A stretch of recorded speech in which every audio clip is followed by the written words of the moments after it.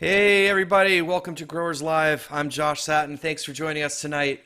Super happy to be here, and yeah, we're getting on to the normal Tuesday night, 8 o'clock Eastern showtime, and we have a great guest today. We have Jared Smith of Jared's Real Food, and man, I'm excited.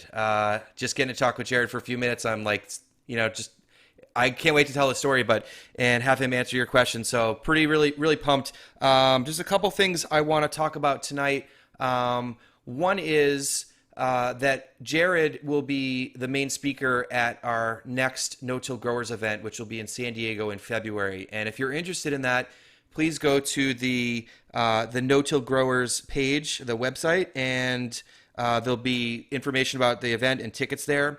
And we are also going to be offering a 20% discount for Small Business Saturday, which is this Saturday. So if you're interested, it's 20% off. The code will be Small Farm Sat, all one word, SMALLFARMSAT, Small Farm Sat. So there you go. There's motivation for you guys to just get on it and buy those tickets. So please do that if you're interested. Again, if you're not subscribed to this channel already, please do so. And so you'll be seeing these lives pop up every Tuesday night. The podcasts also come out in here, and Jesse's also providing content usually about once a week as well in terms of videos.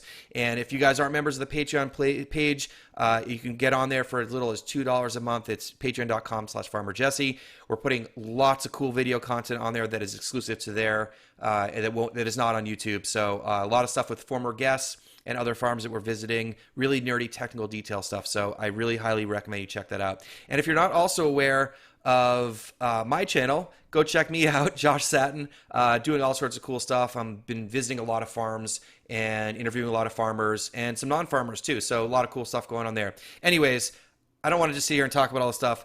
Let's get Jared on. And before we do that, if you see in the chat room over there, we got the No-Till Growers. That's Jesse. Jesse's over there on the chat, so you can interact with him there and ask your questions. So please fire in questions as you have them. Don't hesitate to ask questions. And in the future, guys, if you want to get questions in early for the guest for any time, you can do that through the Patreon page. And so that's another perk of being a Patreon member, is that you can ask questions ahead of time. So we have a couple questions I have from people on there already, so we'll start with those, and then we'll open up for live questions. So let's get Jared in here. Hey, Jared, how's it going, man? Hey Josh, it's doing good. How are Awesome, you? live on YouTube. Here we go, Jared. So thanks for being here tonight. As I said before, really excited that you're here. I just want to give everybody give you an opportunity to just talk about yourself a little bit, talk about your farming practices, where you are, acreage, whatever you want to share about your farm, that would be great. Sure. Um, well, my farm currently is actually two separate sites. The original site I started about 8.5 to 9 years ago, and that was started with the help of Steven from Nature's Always Right. He was kind of involved for the first year to 2 years while we were first initially building the farm. And the focus for us has always been um, very much a holistic outlook, trying to consider the whole system, and through that, really focused on soil health. So from the very beginning, we were always uh, really focused on, hey, how do we build fertility at our farm? And so I don't think we initially started with the idea of, oh, we're going to be a no-till farm or like anything in particular, but over time it just kind of certain techniques developed, and really all with the intent to build soil and fertility. But yeah, so when we started the first site, there's a little strip of land there that is actually in between two old chicken farm buildings that my grandpa used to. He was a chicken farmer, and he had about 100,000 chickens. A hundred And thousand? he had 100,000 chickens back in the 60s and 70s. Okay. And I actually started the original farm in this little tiny alleyway between two of the old chicken buildings. And we built 25 raised beds in there, and basically told everybody like, hey, we're growing vegetables. Come check it out. And this was almost 10 years ago, so we weren't really sure what kind of response we would get, if people would be into it. But we had a really good response from, mostly family and friends at that point, but people were starting to hear about it. And so we actually expanded the farm. There's a 2-acre lot connected to that site. And we initially just started building beds out there, and over time just filled it all up. So the original site is that little strip and the 2-acre lot. And then last year I broke ground and we have a new expansion site. We partnered up with a local dairy and pumpkin patch. And that's really exciting because I'm building that out for really for production, but it's also really with the intent of being an educational site. So they're really connected with a lot of local schools, and they do a lot of field trips out there. And also the pumpkin patch has a lot of people coming out. And so the idea is to really start doing tours out there and kind of showing people like, hey, this is like where real food comes from. This is what it looks like. Because it's amazing when we get families out there or kids, and maybe in other parts of the U.S. it's different, but in San Diego, a lot of people really don't have too much connections to farms. They've never experienced that, and when they're able to see that for the first time, or if I let a kid like pull up some carrots, they're just like so blown away, and it's just like this connection that's been lost, I feel like. So I feel like it's really powerful to help get the community reconnected with really good, authentic, real food. So Okay, so the education is mainly based on community education and children, not necessarily with other farmers or growers, right? well, I think it could grow into that. Like initially, it's geared for the kids because they already have a bunch of schools coming out for field trips, so we're kind of gearing it for that. But I think too we could start doing more conferences there, or it's a really cool site because they already have it set up to host large events. And so yeah, it could be a place where we just do more like geared towards other growers. I mean, that's actually where we're going to be hosting the No-Till Growers event, is at the new expansion site. And 'cause it's much better set up for for hosting a larger crowd than my original site. Okay. So yeah, the potential is really, I think, great there for that. Cool. Well, that's a huge mission, just in educating the community and children, and I know that takes a lot of time and really doesn't pay very much. So, taking that on as Yeah, responsibility is pretty huge. That's awesome. yeah, thank you. Can you talk a little bit about your growing practices? I know no till, but like I know you do a lot of different kinds of bed prep than maybe most people realize. So, can you talk a little bit about that? Yeah, definitely. So yeah, the farm has been no-till for probably at least 6 or 7 years now. When I first started, I have an old VCS, and I was using that in like the first few seasons. Um, but I think really it was just kind of my experience as a grower, and also just reading different books and talking to other people. But really, I was influenced early on by Elliot Coleman, and it kind of, being focused on soil health, I kind of found my way into just reading a whole lot about all kinds of different holistic approaches. I got really dove into permaculture, and so yeah, very much nowadays we don't till at all. Um, Really, what we do is when we prep a bed, like for instance, if we're tearing out a bed or whatever it is that's left over in the bed, we'll try to keep as many roots in as we can. When all possible, just take out the top, whatever organic material is on the surface, we'll take that out.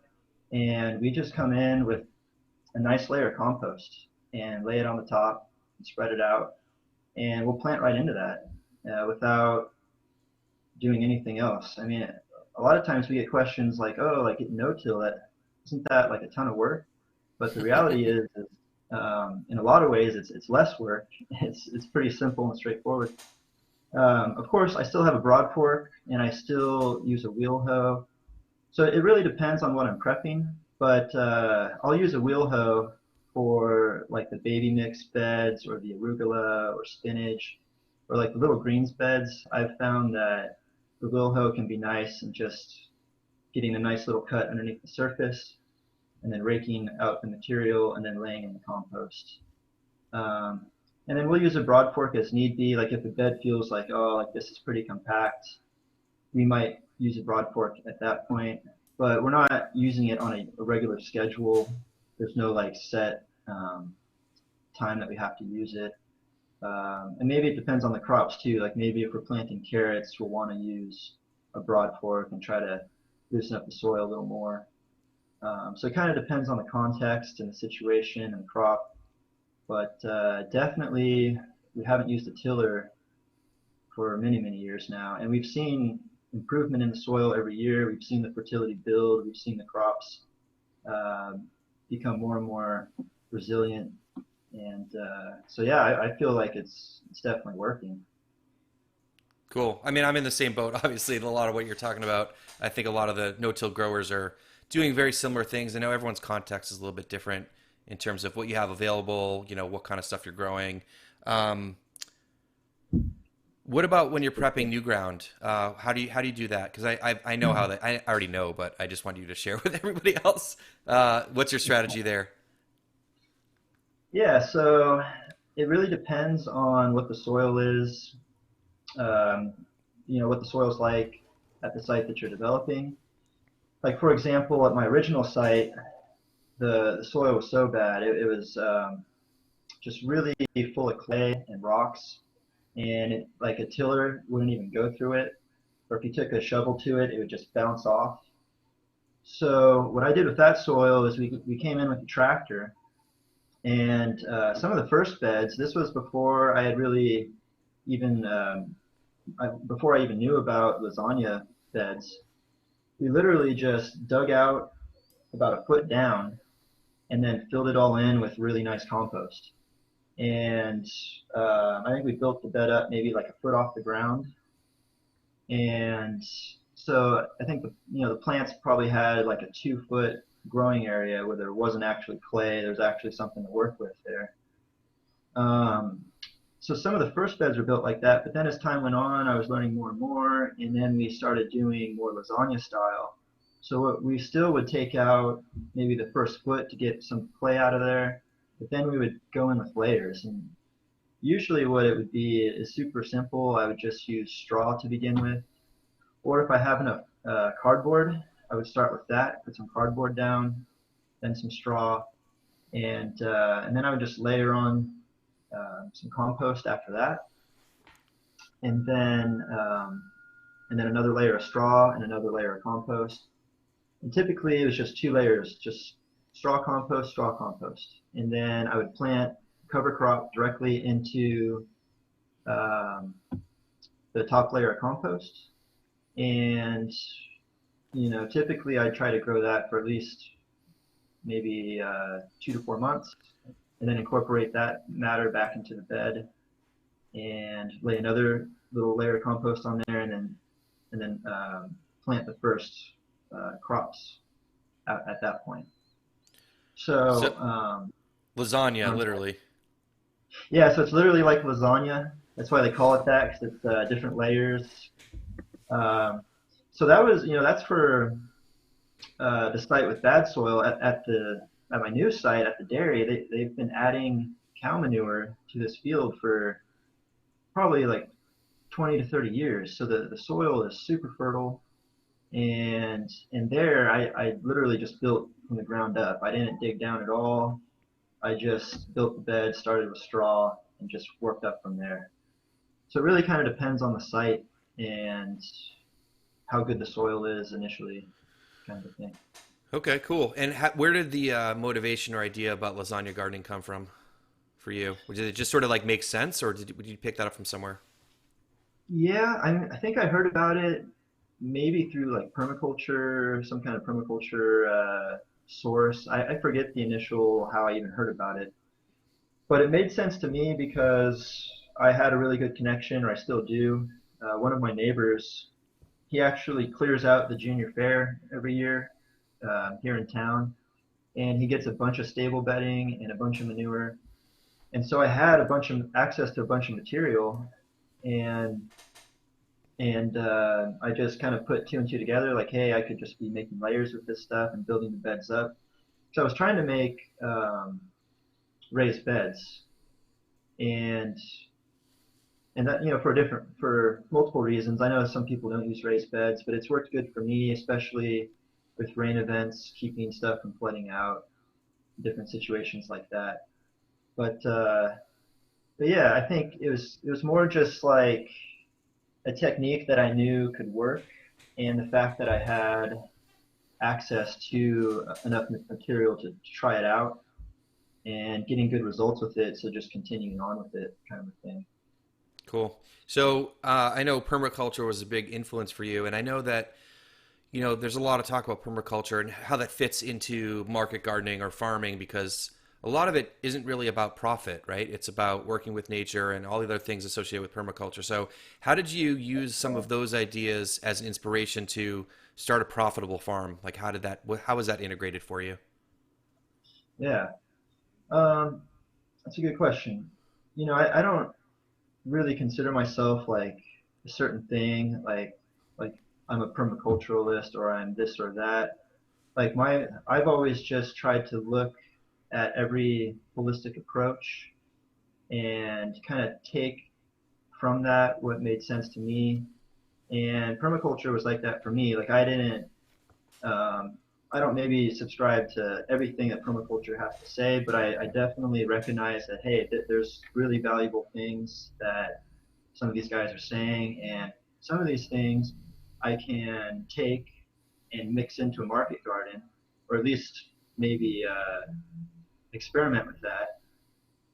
And really, I guess it's more agroforestry and alley cropping are really some of the main techniques that kind of came out of the permaculture world for me that I really blended into the market garden. And so I really tried to start incorporating more flowers, more perennials, more fruit trees amongst all the annual beds, which I think is something more and more people are doing now. You see JM, he's doing that, and I think when you have a holistic approach and you're looking at the whole system, you're it just makes sense because we're trying to have a balanced ecosystem.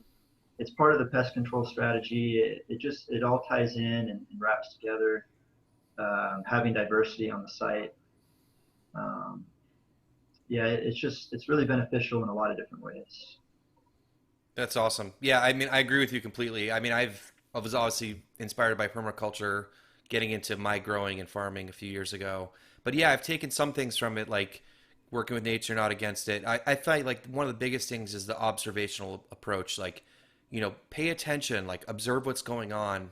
Don't just like apply things randomly. Like look and see what works and make sense for you. And another thing I like is that you didn't start that way. You just like, okay, now we can start adding in more things. I think there's a lot of people that just jump into it and they're like, I have to set up the system with the hedgerows like this, with these things. And it's like, wait, you got to get the business going before you can be like adding in all this extra stuff. Do you find that like Yeah, you're able to do that more as the business is growing and you have more land? yeah, definitely. Yeah, for sure. I mean, maybe a system like that doesn't make quite as much sense if you're dealing with a much smaller space, or it's more limited in that regard. But yeah, for me, as time's gone on and I've got access to more land, for me, I mean, I love trees. I love fruit trees in general. It's just amazing having those at the farm, and I want to plant as many trees as I possibly can, uh, just for obvious reasons. But yeah, I think it's gotten better as time goes on with that. Cool. I'm wondering, I always wonder about different systems in different contexts. So, you know, I don't know if, a lot of the success you've had, you think that's based on the climate that you have, or you think that's like a step strategy that would work in other places in terms of like lasagna gardening? Do you have any idea about Hmm. that? Yeah, I mean, I know it's worked good for me here. Um, And I'm remind not people sure where if you are. so. I'm in San Diego, California, and of course, we got pretty good weather here most of the time. It's usually sunny. Actually, just now getting to our rainy season, so we should hopefully start getting more rain from here until about uh, March or April. And I would say, yeah, we got great conditions, maybe compared to a lot of other places in the U.S. for growing. We can grow year round here, no issues. So, yeah, I think maybe that's part of it. But I think lasagna beds, I could see them being relevant probably most places in the U.S. I don't really see any issues with them not working in a certain area. I could be wrong about that. Okay. Really don't It's know. just a matter of getting compost, right? But do you make a lot of your own compost? Yeah, so we make compost on site. Um, I have a tractor, so it makes it really easy to flip the piles. But we're probably making, I got two piles going right now. They're probably each about like 30 to 40 yards.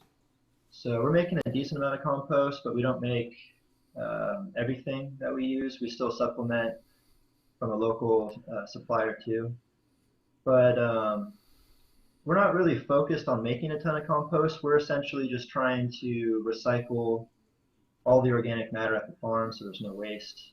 So, all the residues from the beds, we're just taking that and we're turning it back into soil and we're using it. And then whatever more that we need aside from that, then we also buy. So, Cool. And what sort of sales outlets are you working with right now? so our the bread and butter for me has been the CSA program.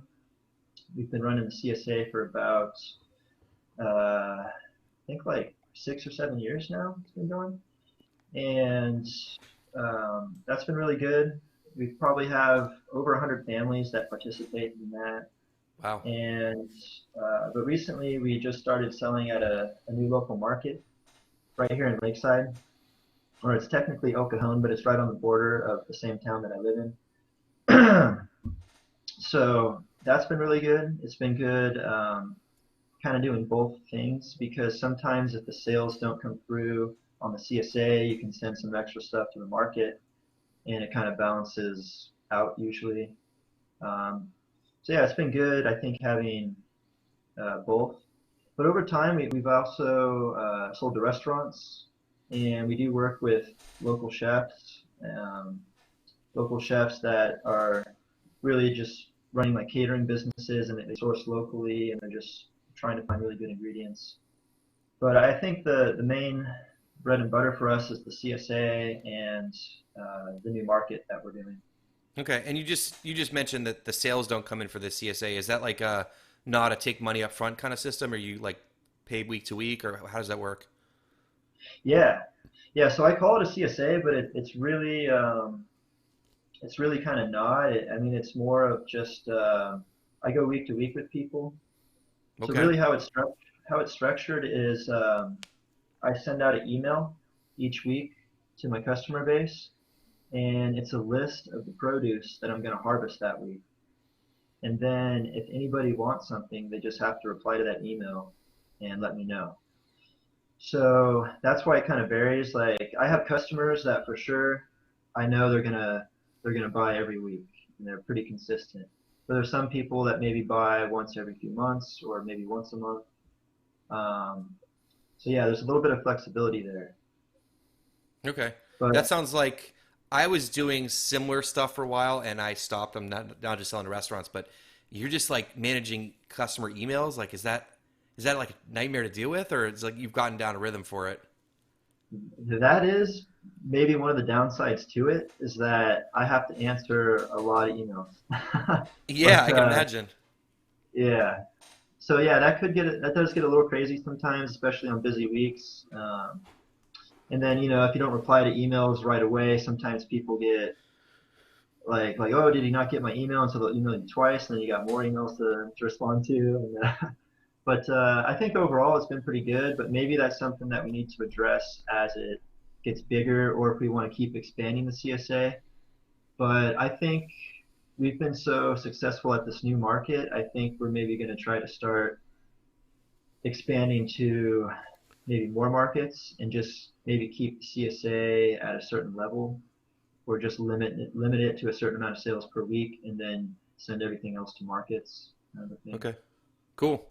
Well, hey guys, if you're watching this, please hit the like button. That would help us out a lot. And I'm gonna to get into some questions now. I just been chatting with Jared, and I'm like, oh, we gotta ask him some questions. So, because it is a live Q&A as well. So first of all, I'm gonna get through the Patreon questions here. We have a couple here, and then please ask some questions in the chat over there, and I'll get to those in a minute. But yeah, start dropping some questions in there so that you guys can interact with Jared a little bit. First question is from is it? I don't know if it's George or Georg Trebo. I'm interested in the intercropping methods of Jared's growing system. Could you go into some detail on the planning of the planting style? And do you see a notable difference in the monocrop planting in yield, pest pressure, or health? And then there's a follow-up question here. It says basically, how wide are your beds? You can't really tell from your pictures, but basically just talk about your intercropping style. Yeah, so I've been trying to experiment with that more and more. We definitely, right, there's definitely certain things that I do all the time. Like I love intercropping lettuce with cabbage, or like this time of year, I'm doing a lot of that with cabbage and broccoli or cauliflower. Those are a wider space crop, so there's a lot of space in between where you could either tuck in like lettuce, or we do some radishes sometimes as well. And this year we've been experimenting with spinach a little bit. But typically we really go hard with lettuce in between there. And then that's great because we're able to get a full bed of lettuce harvested out of there. And then about a month later, we're harvesting the broccoli or the cabbage. So that's really one we do a lot of. In the summertime, we do a lot of intercropping with basil and tomatoes. And we hardly have any issues with hornworms, so I think that's helping with that. Maybe it's some other factor, but that I think definitely helps out. But yeah, I think that's really a wide open frontier right now. Like there's like certain stuff we know that works, and there's still stuff that we don't know that we got to figure it out. And that's what I think is cool about it, because you can always kind of critique it and kind of experiment with that, try to find new combinations that work. But absolutely, I feel that it's better to have diversity and a wide multitude of crops than to have just monoculture. Trying to address the question on monoculture there. I don't really have a huge area on my farm that is monoculture. Like we have certain beds that are all just one thing, but the bed next to it is something else, and the bed next to that is something else usually. So yeah, I feel like that's definitely part of the pest control strategy, is having that diversity, having the intercropping and the mixing of crops. And I think that's really why the big industrial farms have to spray so much poison, because it's just it's very easy for a pest to go in and just wreak havoc on one crop if there's just a ton of it. And it comes down to it's not a balanced site. It's not a holistic approach, and it's really an approach that you're going to have to use some kind of input to address the imbalance there. So we're trying to have like a full approach with that. So, Cool. yeah. I haven't experimented personally too much with interplanting. I know Jesse's like a fanatic about it. He loves it. And Yeah. also I mean I've done like tomato and basil before and a couple other things, but if you guys are watching this, at the last No Till Growers event, well, the first one, the last one, whatever, when Daniel Mays came and spoke, he did a whole thing about interplanting, not just like in terms of what things will grow and date to maturity and stuff like that, but also like crops that biologically work together. And he talked about like mycelium networks and all this cool stuff. So if you guys want to check that out, you go on the Patreon page. The full presentation is there with the slides. I edited it. It took me forever. It's awesome though. So you can go and check that out. He's talking about biologically with brassicas and non-brassicas and all this stuff. And it was super cool. So I think you're right though. I think it is a sort of open field right now in terms of, companion planting, interplanting, whatever you want to call it. Not just in terms of like, well, these crops are going to take 2 months so we can sneak a crop of radish that'll be in and out before the canopy's over, right? I think there's a lot to be discovered still about like how the crops actually interact with each other. And yeah, I mean, I like every bed is whatever it is. I mean, part of that's just from planning. Like you got an open bed, you want to fill it up. I can't imagine just like having 10 beds of lettuce or 10 beds of whatever. So yeah, I'm with you on that for Yeah, sure, Jared. cool. Yeah. Yeah, Yep. another one I forgot to mention, a lot of times if you have poor germination with carrots, we'll just fill the gaps with lettuce. And I know that, it's a big issue sometimes with fellow growers is, oh man, my carrots didn't germinate great. We'll just go in and we'll fill the gaps with something and then just let the remaining continue to grow. Hmm. So it's Yeah, just like yeah, anyway. leftover transplants you have from a lettuce bed. You just hang on to them and fill in the carrot beds. Yeah. So typically when I plant out my soil blocks, I'm planting more for what I can sell, not for what is going to necessarily fill the bed. And so a lot of times I'll have like spare something that I can use and stick into place in gaps like that. Yeah. Okay. And the timing works out with the lettuce going into the carrot bed. Yeah, typically. It's easy with lettuce because I'm planting that every week, so I always have like a phase of that coming in like every week usually. So it works out pretty well for that. Cool. Cool. Yeah. Um, any idea? Maybe you haven't done enough of it or whatever, but like in terms like the question was about like yields. Like, are you getting like better Mm. yields like on if it's half lettuce and half some and cabbage or whatever you were saying before? Like, have you noted? You think there's worse yield or better yield or about the same as what you do if it was like one bed of something? Well, I think, if you just planted one bed of lettuce, you would definitely get more lettuce. But if you factor in, um, the cabbage crop as well, I think the synergy between the two is actually a little bit more than just going one specific crop per bed. So yeah, I mean, I haven't done the I guess crunch the numbers on it necessarily, but I do feel like it's just more efficient too because instead of dedicating a whole bed to lettuce, I can have lettuce and another crop growing, and then that frees up the other bed for something else that I would have had a full bed of lettuce growing in, kind of a thing. So I guess it opens up more space for you as well. So it Sure. is kind of more profitable in that regard. Okay. Jesse Yeah. is a big fan of green onion as his like go-to interplanting. He said he doesn't even like plant beds of green onion. It's just like whenever you have a little strip somewhere, just like put some green onion in there. So there's For another tip for sure. every. Yeah. Yeah, I mean, green onion. Yeah. It's been a great crop for me. Um, anything else It's you a want to add really good about one. interplanting? Any other things that you found have been cool? Um, yeah, actually, you mentioned onion. I do onion too. I was experimenting with that this year in between some brassicas. Um, yeah, I'm trying to think if there's anything else in particular. I think those are like the major ones that we do. Um, there might be something else I'm forgetting at the moment. But yeah, yeah, I think what we interplant the most of is probably lettuce. Because Okay. like green onion, it's easy just to stick in there and it grows quick. And everybody wants lettuce all the time. So so yeah, it's a pretty good one for that. Cool. Um, my boy Steve Larson here says, I'd love to hear more about the fertility program at Jared's Real Food.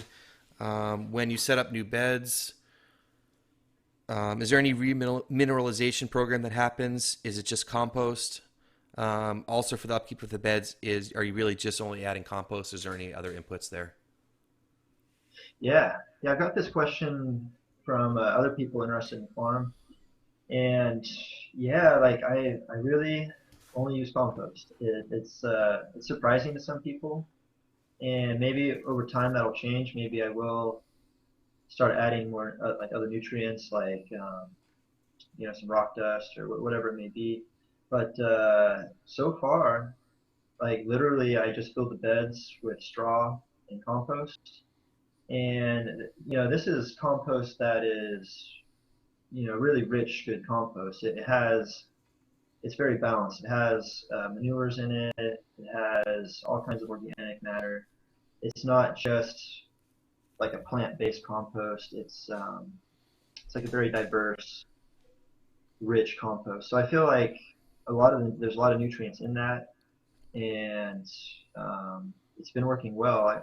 It could be the fact that I have clay in my soil, so there's already a lot of minerals there. So Okay. maybe maybe something. I think it really just depends on your context. Like maybe on other sites, just using compost wouldn't necessarily be enough. But for me, so far, it's been working that way. So um, so yeah, I've been kind of just sticking with that for the time being. Cool. And I think it's also good to point out not everyone has good access to good compost. I know there's a lot of people that really don't. I'm lucky where I am. We can get really good compost locally, but like a lot of people just can't or can't make enough themselves, or so they're amending it with other things. Like if it's, I mean, I know like when you have access to it, you're like, oh yeah, everyone's got this, but I think a lot of people don't, and so it's a hard thing. So you have to work with what you got.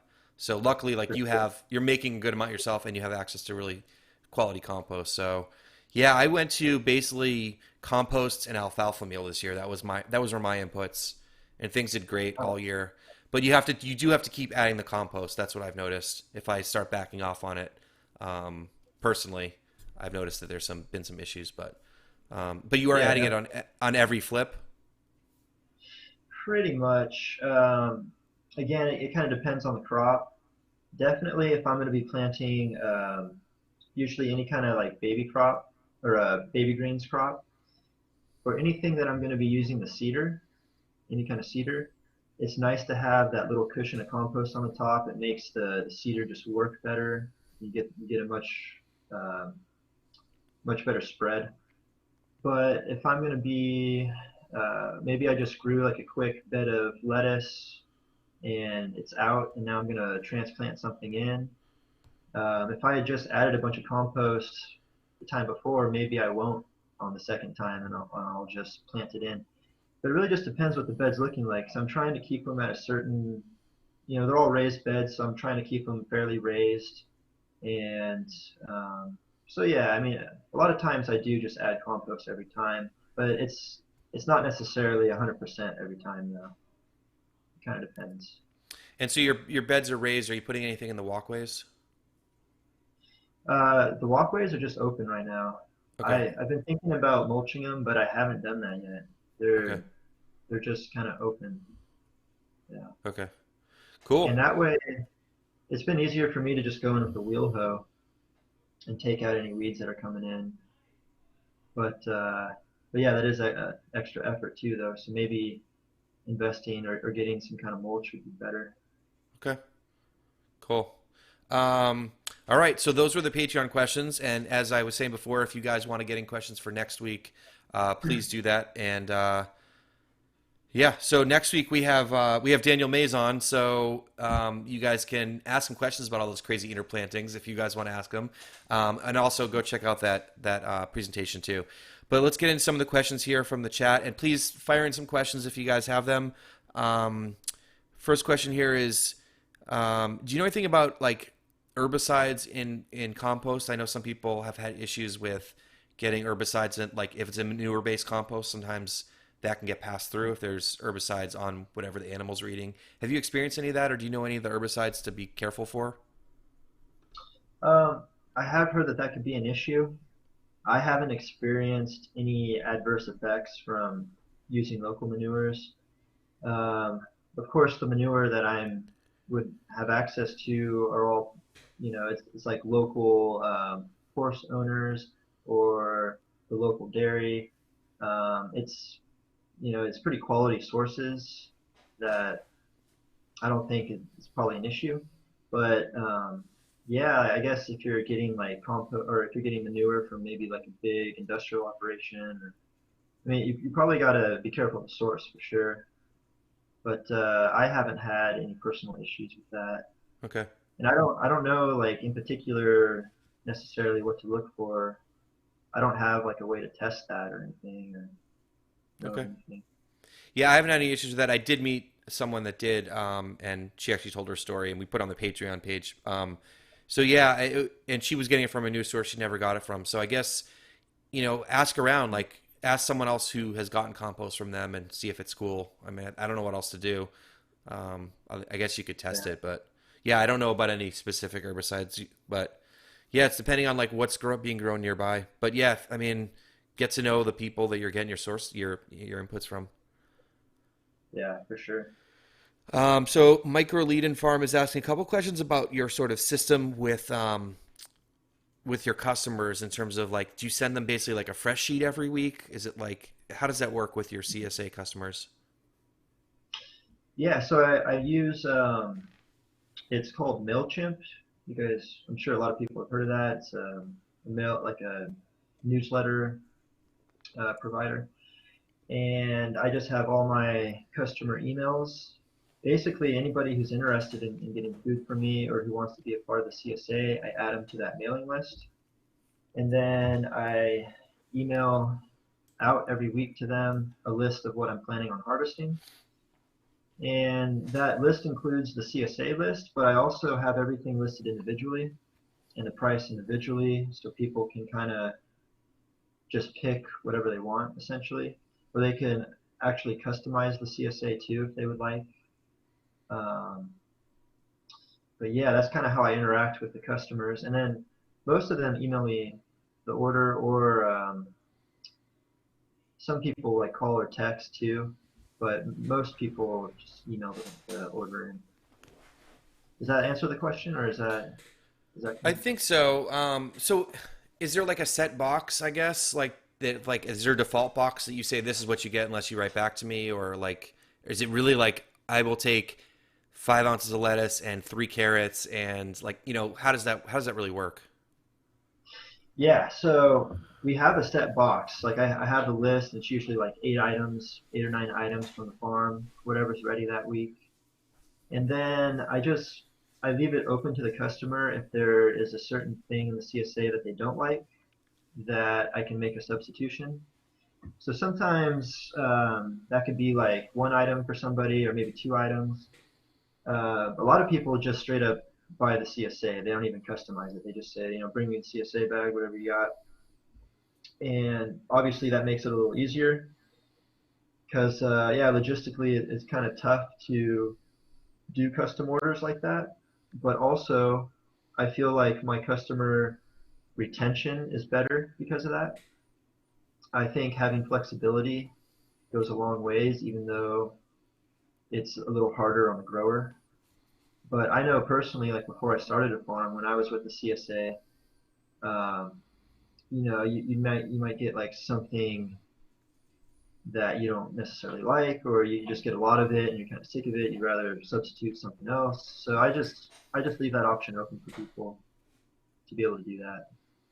Cool. But I think typically, there's yeah, I think there's more talk and more people doing more customizable CSAs because yeah, customer retention, just people don't want like a set thing. They want to be able to choose what they're going to get. And I think even just giving the option to people is huge. It does create a lot of work on our end to try to make that happen. But I think you're right. I think the customers probably absolutely love it. yeah, I think so. Like this day and age, everyone's so used to like going to the store and just being able to pick out what they want and having choices. And yeah, I think flexibility goes a long ways instead of being really rigid with what you're providing the customer. Cool. So what day of the week do you send out your emails, and when do you like have a deadline to get back from people? So I send out the email. Well, I have different. There's actually different emails that go out based on the group that it is. So I do deliveries on Monday and Thursday, and then I also I do a harvest on Saturday, and that's for the farm pickup. So there's actually 3 days that people buy from me or have the option to. Um, but what I do on Mondays and Thursdays for the home delivery, um, it's two separate groups because the actual delivery route is two completely different areas. And so I kind of organize it more that way so that it's more targeted to the specific group that I'm going to be delivering to.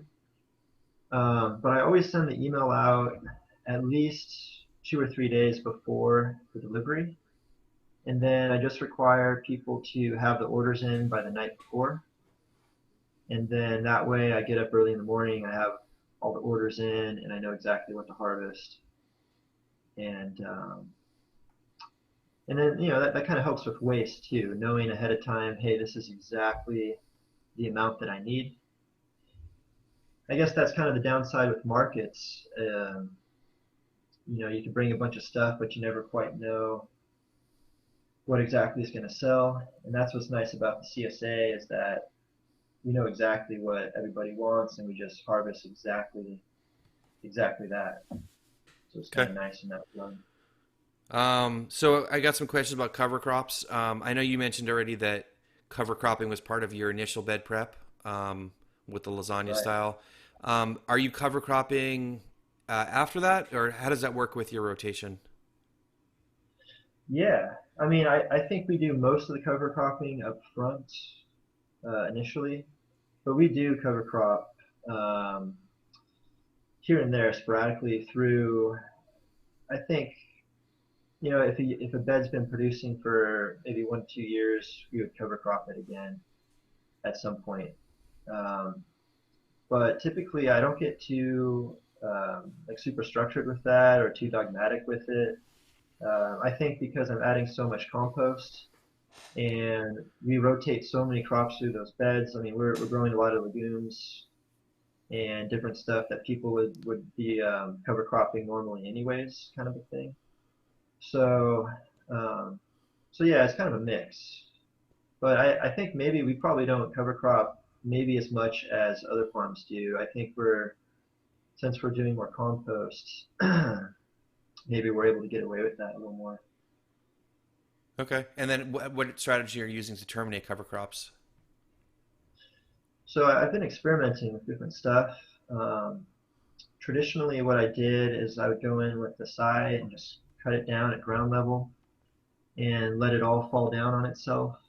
And I would let that sit for maybe 2 to 3 weeks, 4 weeks, and just let it break down. And maybe sometimes some new growth would come up, so I just would go in and just recut it real quick. And once everything really breaks down and you see it turning brown and really, you can kind of see it starting to incorporate back into the soil. I will come in with compost at that point and just lay a nice little layer on top of that and then plant directly into it. But I think going forward, we're going to do more with silage tarps, and maybe after the initial cut, we just lay a tarp over it for a few weeks, and that's worked really well too. So yeah, I guess maybe just depends on context, and what you have on site, but it's worked both those ways for us. Okay, cool. Um, just reading through some of the questions here. Jay McCombs is asking, how long did it take for your soil to loosen up with the sheet mulch? Sounds like their soil is essentially cement, which sounds similar to yours. Yeah, yeah, I can relate to that. um, yeah, at the original site, I had to use a broad fork a lot more, where there was the heavy clay and all the rocks. At the new site, I literally haven't broad forked the beds. A few of them I have, but most of them I haven't since since initially building them. And there hasn't been any need to. They're completely fine as far as I can tell. So I think it really depends on the soil that's there initially, And yeah, I think, yeah, it kind of mostly depends on that. Okay. Yeah, I agree. I mean, I have heavy clay here, and I cleared, just to give you some idea what I was going through, and the people watching. Like I cleared it, I had chickens clear it, and then I laid down compost, and yeah, I was broad forking every bed flip. Until recently, I've been broad forking less, but yeah, I have really heavy solid clay, like it's like a rock. I feel like I always joke I'm like growing on a parking lot. Um, but Yeah. yeah, I'm just hoping it does loosen up over time. I think the other big thing, I know for you, like you guys grow all winter, you don't really have like a cold. Did you guys get a freeze? Is that a weird question? Does it freeze where you guys are? Yeah, we get like a light freeze. It'll get into like the high 20s to low 20s Okay. at my site. So we call it freeze. I mean, I don't know, maybe other people in the US are thinking like, ah, that's nothing, but it's enough to damage crops. Like we actually experienced an early frost this year, much earlier than I've ever had. And normally we push green beans and snow peas up until Thanksgiving, but we had a frost come in a few nights before Halloween that essentially, even with agribon on the beds, a lot of the plants were just killed. So Mm-hmm. so yeah, we definitely experienced that. And so here you can grow year round. You just have to um, really change what crops you're growing. So like right now we switch over to all the leafy greens, to root vegetables, to brassicas, and to stuff that's more resilient to the cold weather. Cool. Um, yeah, I agree with that. We had an early frost here like 2 weeks ago. Got down to the low 20s, and everyone like it did a lot of damage to all the farmers. You know what they have going on here. Um, Yeah. But I think a big part of that, Jared, and you can chime in on this too, with getting your soil loose is just keeping the soil biology active. Like have something growing in there constantly. If it's not a cash crop, you have a cover crop, and just having the roots, leaving the roots in the ground, like you mentioned before. I think all of that really adds to keeping the soil as loose as possible. Have you experienced that too? Yeah, absolutely. I agree 100%. I think soil shouldn't be left, the bed shouldn't be left bare or exposed. There should always be a crop in it, cover crop, or a tarp, or mulch, or something protecting the biology. And absolutely, that's the impression I'm under too. So, and that's what's cool about San Diego, and maybe that's why we don't cover crop as much, is because we literally are cycling out crops all year long. Like we're just something comes out, something else goes in. And it's just a constant rotation. How is this structured like in terms of crop rotation? Do you have a set rotation or you're like I know for me, I don't have a set rotation. So like for me, if I'm pulling out a brassica, I just don't put in another brassica. I'll put in like a lettuce or I'll put in an onion or something like that.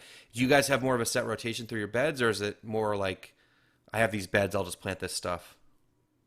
Right. Um, my setup's more like you. I kind of go like I keep track of what's in the beds, and I don't plant like you. Like if there was tomatoes there, I'm not going to plant tomatoes again. Um, but I don't really keep track of a set rotational record. I just know what time of year, what crops need to be going in, and relatively the quantity that I need based on the CSAs that I'm trying to supply in the market. And I kind of just cycle it in based on that.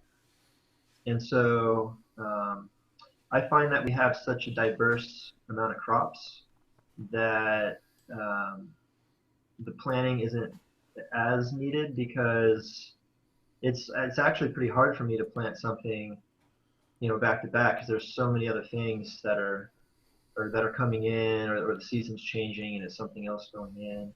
So so yeah, it's kind of more like yours, I would say. Okay. Um, William Henpen's asking about effective apps for CSAs. The two programs I've heard of other farms using, especially for customizable CSAs, are Farmigo and Harvey, Harvie. Those are the two that I've been hearing about lately. Have you heard of others, or do you know anything about those two? Um, I feel like I've heard of the first one, or I think there was one that was sponsoring no-till growers on the podcast. I was kind of looking into that one a little bit too. Okay, But yeah, it's cool you mentioned that. That's actually something I've been trying to research a little more because I feel like maybe that is the next step forward to kind of ease the process and help me manage more and more customers. So yeah, I really I don't know one in particular that's better than the other. cool. Yeah, I feel like you're a prime candidate for some CSA software, Jared. What do you think? Yeah, it might be time to get some. So, For example, 10 Mothers, which we've had on podcasts and on this show and a bunch of other stuff, and I've done videos with them. They're using Farmigo, and they're running like this year, I think they're going to do 120 something CSA member, and it's completely customizable. And they said it's just like amazing. Like everything, they put in what they have like on a Friday or whatever, and then everything's due by Sunday, and then it just spits out like I need 30 bunches of this, I need 20 bunches of that, and then they print out like stickers for each one, and they just pack the boxes. So it gives them wow. like a picking list. It gives them like stickers for the boxes so that they, when they're packing them, they know exactly what goes in them. And I was like, does this take you forever? They're like, no, it's super quick. We don't do anything. Like it all just works out. They just have to input like, I think we'll have 30 bunches of kale, or we think we'll have, 50 bunches of carrots, whatever they have for that week. So there's a lot of cool software out there. I just haven't personally used it. And then there's another farmer I met that is going with Harvey too. So those are the two that I've heard of. And I'm not sure which one you're referring to. I'd have to look that up. I don't remember offhand. Yeah, I forget the name. Maybe I'm mistaken on that. Maybe it was like some other software, but I thought it was like some kind of like farm management software that was I think was sponsoring the podcast. I could be wrong though. Okay. Yeah, what was the Uh, one that you said the Ten Mother was using? they use Farmigo. It's like Migo. Amigo, Farmigo. Oh, Yeah. Farmigo. Yeah, Okay. yeah. I'll look into Um, that one. Pretty good. yeah, and they said the like the commission's not terrible considering how much time it saves them. So I don't know. For all of you guys listening, like those are the two I've heard of. I can't personally recommend either, but they both come from people that I think are they know what's up. So I'm just glad that people are developing these systems for farmers because, Jared, I know it sounds like you're completely focused on customer service beyond like everything and trying to do whatever you can for your customers. But at some point, you're like, can I like take this down from however many hours to like a half an hour a week? That would be great. Yeah.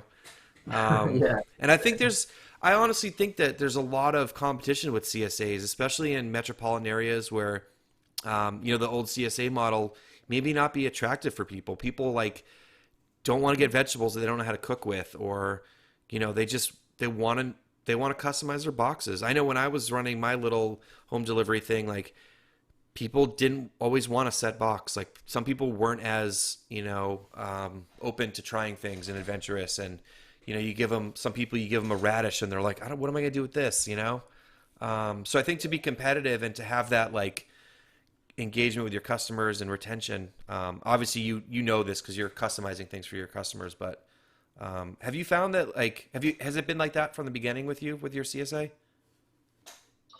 Um, Initially, I was less flexible initially, and that was just I think because I was a less experienced grower, and I didn't quite know what all I needed to supply a set amount of people.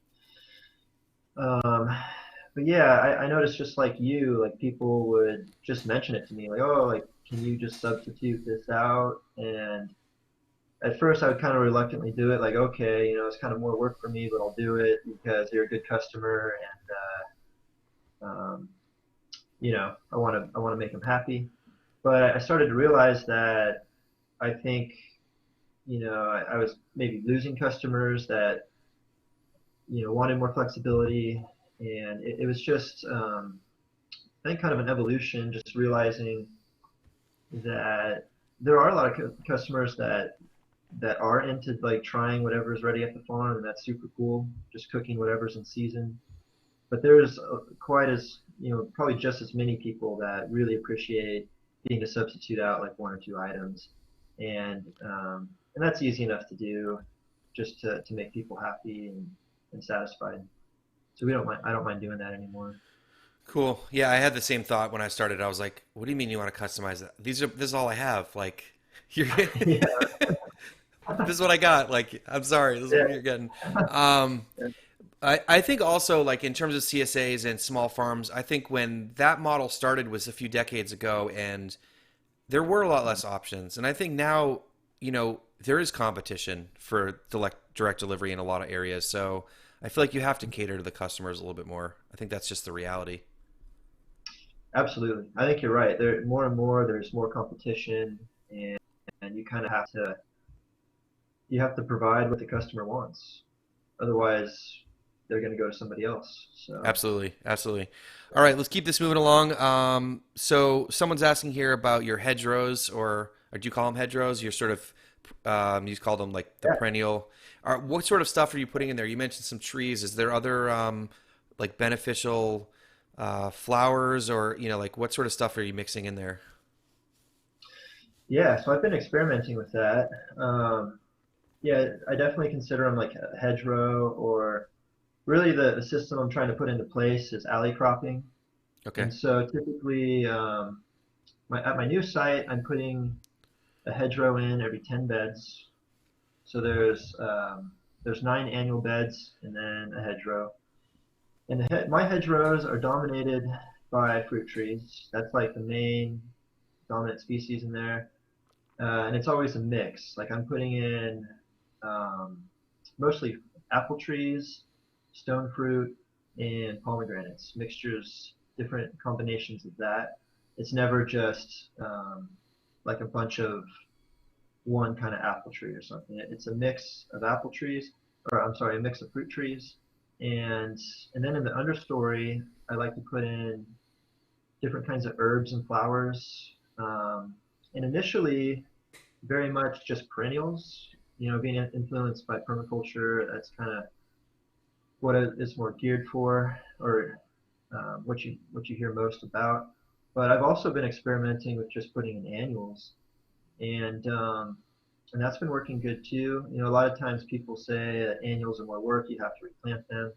But in a lot of my hedgerows, I have, um, like for instance, California poppies, uh, calendulas, marigolds, that all seed themselves every year. They just keep coming back, and it's almost like a perennial.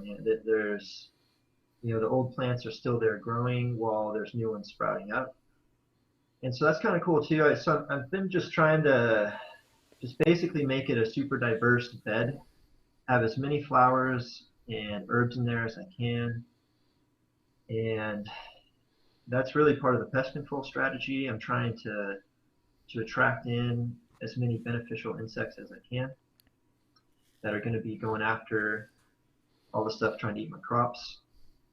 And so yeah, like anything that's going to be flowering and attracting in pollinators is going to be doing that. So that I think it kind of just depends on your context and your area and what grows well, and maybe what you can sell to your customer base to make the decision on what to plant into the hedgerow. So it's kind of that's what's cool about it. It's kind of like the interplanting thing. It's kind of a wide open thing. There's like a whole assortment of combinations that you can do. Yeah, I don't think I can plant pomegranates where I live, but you know, you gotta pick what's going to work for you, like in your context. Are the hedgerows like raised at all? Do they also offer like windbreak for your field blocks, or they're pretty much at the same level as the beds? So I build them at the same level as the bed. They're initially just another bed. Like they look like an annual bed before I plant it out. Okay. Um, yeah, I know some people mound them up even higher. You get more of a windbreak that way. But since I'm putting in trees, I feel like once they're a few more years down the road, once they're bigger, I'll have that effect from the trees too, having the wind block. So Absolutely, I love it. And I can't even. I hope I get to visit you for this workshop, Jared, and I hope everyone comes and checks out what's going on because It sounds awesome, and I love it how it's like in flux and it's changing, and you're experimenting, and I think all this stuff's important, all that diversity. Are you mixing in bird boxes too? I feel like I would be into that, having the birds come in and out too. Is that a strategy? Yeah, yeah. We have a big owl box at my original site, and that's been amazing this year. We've had a resident owl in there for at least the past 6 to 8 months, and recently he or she, I'm not sure what it is, but there's a little perch on the outside of the box, and it goes out at night, like right before it's dark, and it sits on that perch and it just looks at me because I'm usually still out there doing something. And recently I started trying to talk to it, and it seems to be kind of like trying to it seems to be kind of becoming friends with me a little bit, but it's still, it's still wild though. It flies away eventually and goes off on its hunt. But it's really cool having, this predator bird just sleeping above you at night, or you're sitting there working and you just got this beautiful predator bird sleeping right above you. So yeah, I think incorporating that. We have some beehives on site for helping with pollination. Yeah, any kind of animal system that you can incorporate in is great too. Yeah, we have a lot of bluebird boxes I set up around our beds, and we get a lot of action on them in the spring. Hoping that the birds go in and out of the beds and eat bugs and stuff. We do have owls around too, but I'm always worried about them eating my chickens, so I don't have the same affection for them. And when I see them, yeah, they stare at you. It's wild, look like staring down an owl because their eyes are just looking right at you. If any of Yeah, you guys have had that experience, it's pretty crazy. it's Um, super crazy. Yeah, and the sound they make when you hear two of them going at the same time, it's pretty wild. We hear yeah, them in the woods around here. First few times I heard that when we moved here, I was like, "What is that?" yeah. But yeah, I It's think almost like attracting. What's that? it's almost like a screeching kind of sound, or I forget yeah. what it's called, like caterwauling when they're like going back and forth, like two of them. I don't know if you've Uh, heard that. It's not the normal yeah, hoo hoo yeah. hoo sound. Oh, yeah, yeah, right. Okay. All the birders are watching this are going to be like, "You idiots! You should know what this is." But Yeah, I just know what I hear, and yeah, uh, yeah, yeah. I think all of those strategies, and the thing about adding in that alley cropping or hedgerows, or like all that can be done over time. You can take your time with it. What you have space for, what you can afford. Like you can't go buy a bunch of fruit trees if you don't have the money to buy a bunch of fruit trees. It's things you can add on as you go, and for sure. don't let that. I tell people this, like, don't go crazy with that stuff right away because that's not naturally going to make you money. You gotta have a profitable farm, so add that stuff in when you can, and then For sure. like let's say you buy 50 some kind of tree and then they don't work in your system. Then what? You're out all that time and money. So that's cool, man. I Uh, can't wait to hopefully get to see all this in February. yeah, definitely. On a note on that, for fruit trees, we were able to plant so many trees because we learned how to graft early on. Okay. I say we, like Steven and I. But so a lot of the trees that are actually planted at the farm are trees that really cost us maybe like $2 to $5 to start. We just had to buy the rootstock, and we grafted on varieties that were already at the farm that we knew were working pretty well. And so for people that are trying to plant out a lot of trees, you probably are going to want to be interested in learning how to graft, and that's really going to help you take it to the next level in that regard. Cool. Yeah, there's a lot of like simple strategies that once you learn them, you can save yourself a ton of money for stuff like that. For sure. Cool, cool. Let's see, we're a little over an hour in. If you guys have a couple more questions, let's get those in. Otherwise, we'll try to get what's left here. Pedro's asking here, how do you manage perennial weeds like torpedo grass? Do you use tarps or just constant picking? Hmm. Well, we're definitely, we'll hand pick stuff for sure. If there's like a big issue, like a troublesome area, we'll put a silage tarp on it and snuff it out for a certain amount of weeks until it's neutralized. And then, you know, we put some compost and plant into there.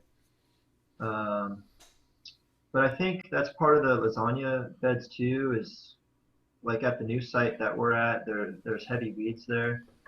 But when you come in and you build the raised bed and you put down that organic matter, you're essentially burying a lot of the weed seeds down below. And then if you don't till the soil, they just stay down there, and you don't have to worry about anything coming through. I mean, some stuff does a little bit, and then maybe that's where we come in with the tarps if need be. Um, but yeah, typically it's either handhold or tarps.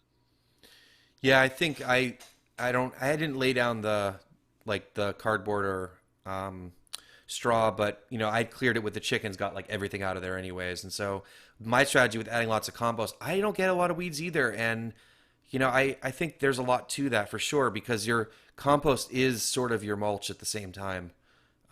And Absolutely. by not tilling, you're just not bringing more weed seeds up to the top, and it's just like whatever's maybe like seeds are from around that are floating in, or I don't know. It takes very little work to keep it under control once you get it under control from the beginning. And I think it's easy to tell people that, but like people aren't in that situation and they're just like, what do I do about weeds? And so, like you said, like if I have a problem, I'll tarp it and get it under control. I think people spend a lot of time cultivating, and I think once you get it sorted, like you really don't cultivate that much. I'm speaking for myself here. I don't know if that's sort of Yeah. what you're thinking too. Yeah, no, I've noticed that too. Absolutely. I think if you look at the weed pressure at our original site, it's way less than our new expansion site. But it's interesting because there's still a guy at the new expansion site that he's just kind of like a more of a conventional grower. He tills the field before he plants into it. And if you look at his plantings compared to our beds that we just installed this past year, the weed pressure is significantly less in the raised non-till beds compared to the areas where you just till it and plant into. So I think there's a lot to be said about that if you have the material to to make beds in that way. I It agree. really it's part of the pest or it's part of the weed control strategy. I agree completely. Yeah, I've seen that personally on my farm for sure. Um, Noah here is asking about what perennials do you plant, and I'm not sure if he's asking about the hedgerows.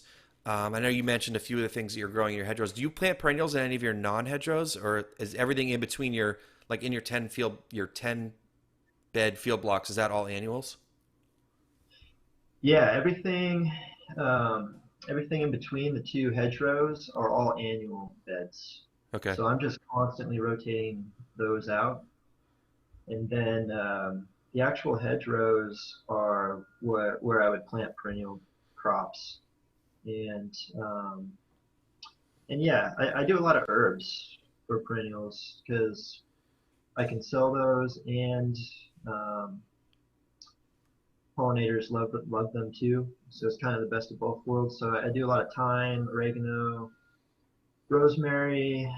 Um, I got a lot of yarrow in there, um, lemon verbena, sage, um, and then also, um, like I was saying, like different annuals too, like some borage, and just different flowering annuals. Okay. So most of the perennials are trees in the hedgerows. Yeah, yeah, like the dominant thing is the trees, and Okay. then like herbs and perennial flowers underneath there. Okay. Very cool. Um, oh, someone was asking about. Let's see.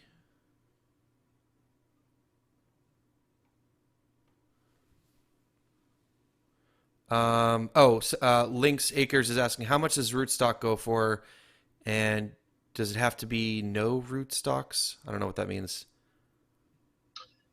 So you can usually get rootstock for anywhere from like $3 to $5 per rootstock, and I think a lot of the rootstock farms are like up north, like northwest, or like Montana, or at least that's where I've gotten it from. A lot of them that I've gotten have come from like Oregon or Montana, and they'll just ship you down like a bundle of 50 to 100, and then I just take cuttings from my trees, little scion cuttings, and graft them right into the top. of the bare root rootstock, and then you can grow that tree out for about a year, and it'll be a whip that first year. You can start training it to develop the laterals correctly. But typically by the second year, I would plant it into its final spot if I have a spot for it, or I could try to sell the tree to customers. You could even do cool stuff like grafting on multiple varieties, and I think a lot of nurseries don't have a whole lot of that going on. Some of them do, but yeah, I think that's a really cool thing if you're trying to incorporate trees in a really cheap way to do it.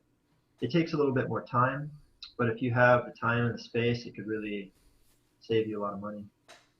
Cool. Are there certain varieties of rootstocks that are preferred over others? Yeah, well, it depends on your area, but for me, um, for my apple trees, I tend to use M111, and that's a semi-standard rootstock. I think the tree will get about 80% uh, of its full height, and so it's pretty vigorous. But it really depends on your context. Like that, so you'll select the rootstock based on what qualities it's going to give the tree. So there's rootstock that's more dwarfing. There's semi-dwarf. You can get just full seedling rootstock, which would be like a full-size tree. So it kind of depends what you're going for.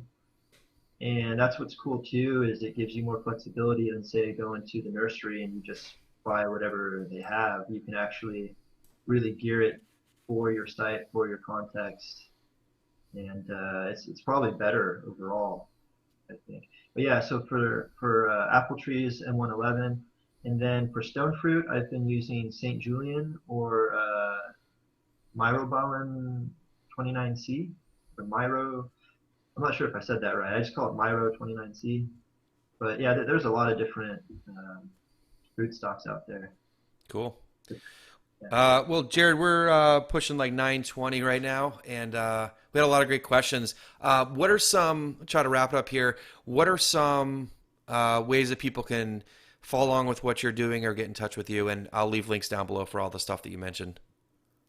Yeah, for sure. Well, I have a website if anybody wants more information on the farm. It's jaredsrealfood.com.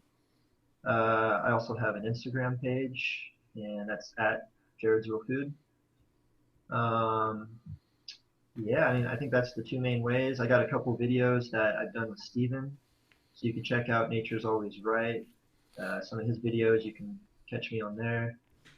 Um, and then, yeah, if you want to come out to my market, I'm always willing to talk to customers and answer questions.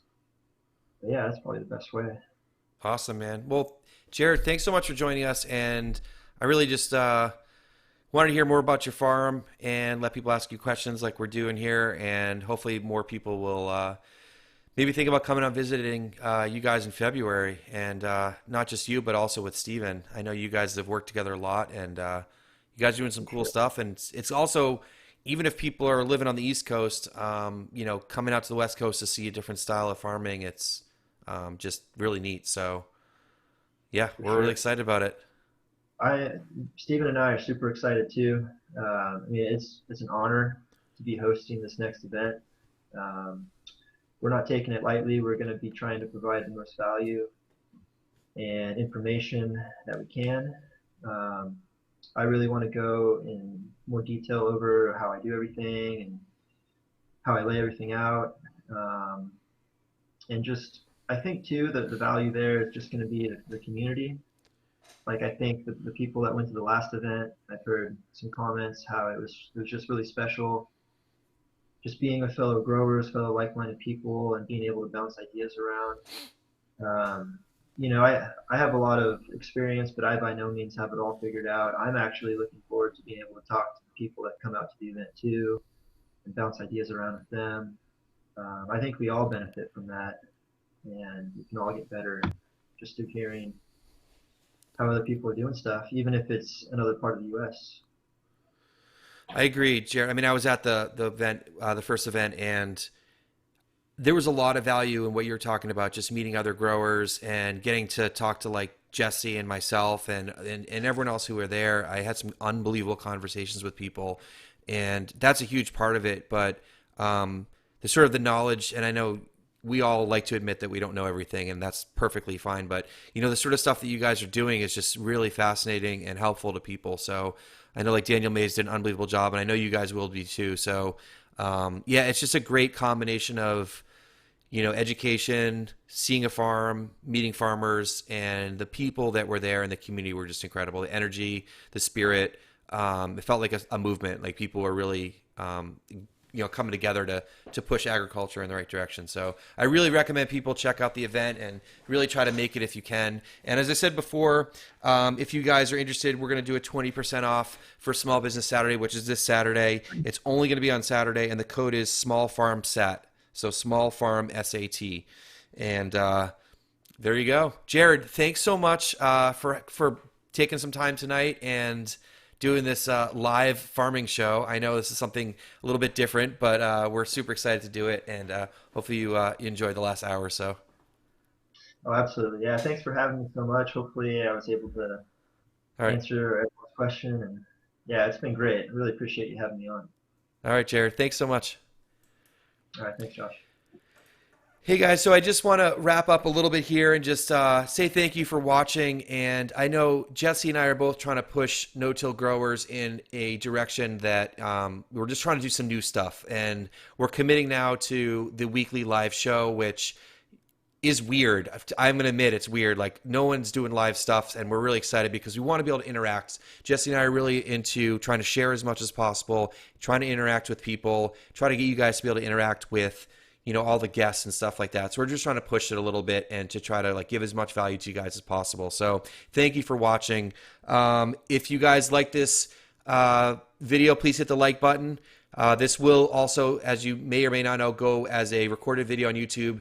And as requested from the Patreon members, we are actually going to be releasing the audio too. I still have to figure out exactly how to do that, but we're going to try to do that too, so that if you in the future, we're just trying to give you guys more and more value. So if you don't have the time to watch this with a video feed or live, you'll be able to listen to it as an audio file, so you can listen to it like a podcast.